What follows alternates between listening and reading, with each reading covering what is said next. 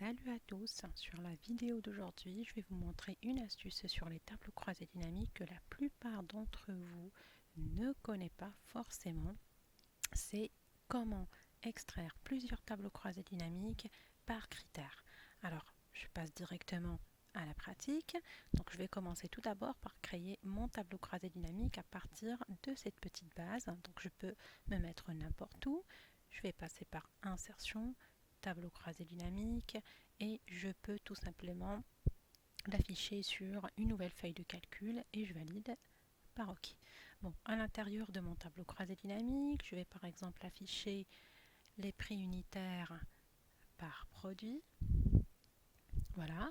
Et donc l'objectif maintenant, c'est d'extraire plusieurs tableaux croisés dynamiques avec les résultats de chaque stock.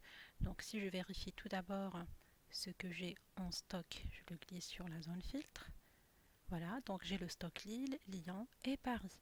Donc j'aurai besoin d'extraire automatiquement à partir de ce tableau croisé dynamique 3 feuilles avec les résultats de Lille, Lyon et Paris. Alors pour faire ça, la première des choses, le champ du filtre que je vais utiliser ou qui contient les éléments que je dois extraire, je dois les afficher sur la zone filtre comme je viens de faire. Et ensuite, en passant par les onglets contextuels et les deux derniers onglets analyse du tableau croisé création. Alors juste pour information, il faut absolument être à l'intérieur du tableau croisé dynamique pour que les deux onglets apparaissent. Sinon, si je me mets à l'extérieur, il y a tout qui va disparaître. La liste des champs à droite, y compris les deux onglets. Donc je me remets à l'intérieur, je reviens vers analyse du tableau croisé dynamique.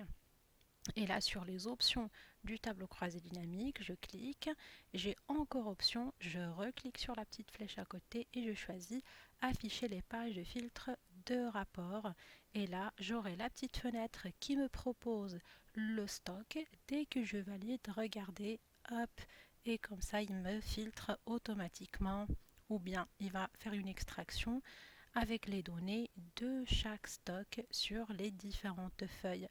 Voilà, je suis arrivée à la fin de cette vidéo.